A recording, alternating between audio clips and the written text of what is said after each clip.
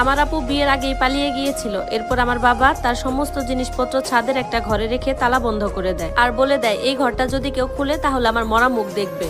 এরপর বহু বছর পর একদিন রাতে বাবাকে ওই ছাদের ঘরটাতে এক গ্লাস দুধ নিয়ে যেতে দেখলাম। আমিও পা টিপে টিপে বাবার পিছু নিলাম আর ভেতরে যখন উঁকি মারলাম সেটা দেখে আমার পুরো শরীর কেঁপে উঠলো। কারণ ওখানে তো আমার নাম আনিকা। আমার জীবনটা অদ্ভুত ভাবে কাটতেছিল, কারণ অন্যের ভুলের শাস্তি আমাকে পেতে হয়েছিল। আমরা দুই বোন এক ভাই ছিলাম। আমার বড় আপু খুবই সুন্দরী আর সহজ সরল ছিল। বাবা আপুকে অনেক ভালোবাসতো। বাবা সবসময় আপুকে বলতো তুমি যদি ভালো করে পড়াশোনা করো, ভালো হও, তাহলে তোমার দেখা দেখি তোমার ছোট ভাই বোনরাও খুব ভালো হবে। যেহেতু আপু অনেক সুন্দরী ছিল তাই ওর প্রতি সপ্তাহে অনেক অনেক বিয়ের সম্বন্ধ আসতো, কিন্তু বাবা কখনোই আপুর কাছে জানতে চায়নি যে আপুর কোনো পছন্দ আছে কিনা। তাই বাবা কারো পরামর্শ ছাড়াই আপুর বিয়ে ঠিক করে ফেললো। ছেলের মা নাকি কোমায় আছে, এজন্য ছেলের দাদি আর বোন এসে আপুকে দেখে পছন্দ করে গেছে। ছেলেটা দেখতে ভীষণ সুন্দর ছিল, তাই আপু এই বিয়েতে সম্মতি দিয়ে দিয়েছিল। কিন্তু কেউ এটা বুঝলো না যে এই খুশি আমাদের পরিবারে একদিন সর্বনাশ ডেকে আনবে। আপু তো নিজের পছন্দ মতো বিয়ের জন্য শপিংও করেছিল। বিয়ের দিন সকালবেলা যখন আমি আপুর বরকে দেখলাম নিজের চোখে, আমি অবাক হয়ে গেলাম। কি সুন্দর দেখতে তিনি। এই খবরটা আপুকে দেওয়ার জন্য সকালবেলায় আমি আপুর ঘরে গেলাম। গিয়ে দেখলাম ঘরে কোথাও আপু নেই। এরপর মায়ের ঘরে ওকে খুঁজলাম, সেখানেও ও নেই।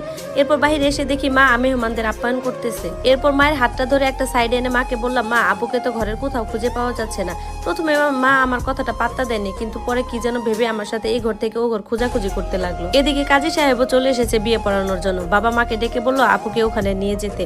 মা বাবাকে ডেকে রুমে নিয়ে আসলো। এসে কাঁদতে কাঁদতে জড়িয়ে ধরে বলল শিউলিকে কোথাও খুঁজে পাওয়া যাচ্ছে না। বাবা তখন দাঁড়ানো থেকে ধপ করে বসে পড়লো। ঘামতে ঘামতে বলল আমার সম্মান তো মাটিতে মিশিয়ে যাবে, এতগুলো মানুষকে আমি কিভাবে বুঝাবো। এরপর মা বুদ্ধি কাটিয়ে বাবাকে বলল তুমি বিছানায় শুয়ে পড়ো, আর আমি বলবো ওদেরকে গিয়ে যে তুমি ভীষণ অসুস্থ হয়ে পড়েছো, আর এই অবস্থায় আমরা মেয়েকে কিভাবে বিদায় দিব। বাবা হালকা হেসে বলল আচ্ছা তুমি এই অবস্থায় এত সাহস পাচ্ছ কি করে। তখন মা চোখ মুছলো আর বলল আমি আমার পরিবারের জন্য সব করতে পারি। মা তার কথা মতো গিয়ে সবাইকে বলল যে আমার স্বামী হঠাৎ হৃদরোগে আক্রান্ত হয়েছে আর সে ব্যথায় ছটফট করতেছে, আর এই অবস্থায় আমরা কিছুতেই মেয়েকে বিদায় দিতে পারবো না। আপনারা আপনাদের বর আর লোকজন নিয়ে এখান থেকে চলে যান দয়া করে। কিছুদিন পর এই বিয়েটা আবার সম্পন্ন হবে। চারদিকে এক একজন এক এক কথা বলতে থাকে, কিন্তু মা কারো কথার কোনো পাত্তা না দিয়ে ঘরের ভিতর গিয়ে দরজা লাগিয়ে দেয়। অনেকক্ষণ বলা বলি পর আস্তে আস্তে আমাদের বাড়িও খালি হতে লাগলো। সেদিন পুরো রাত আমরা নির্ঘুম ছিলাম। সকালে ঘুম থেকে উঠে আমরা সবাই যেটা দেখলাম সেটা দেখে তো সবাই হতভম্ব হয়ে গেলাম। দেখলাম সকাল হতেই বাবা হাঙ্গামা শুরু করলো আর আপু সমস্ত জিনিসপত্র তুলে ছাদের ঘরে ফেলে দিয়ে আসলো। ওই ঘরটা অনেক বছর থেকে তালা বন্ধ ছিল। বাবা একাই আপু সমস্ত জিনিসপত্র টেনে টুনে ছাদের ঘরে দিয়ে তালা বন্ধ করে দিল। বাবা বলল আজকের পর থেকে কেউ যদি ওই ঘরে যাওয়ার চেষ্টা করো তাহলে আমার মরা মুখ দেখবে।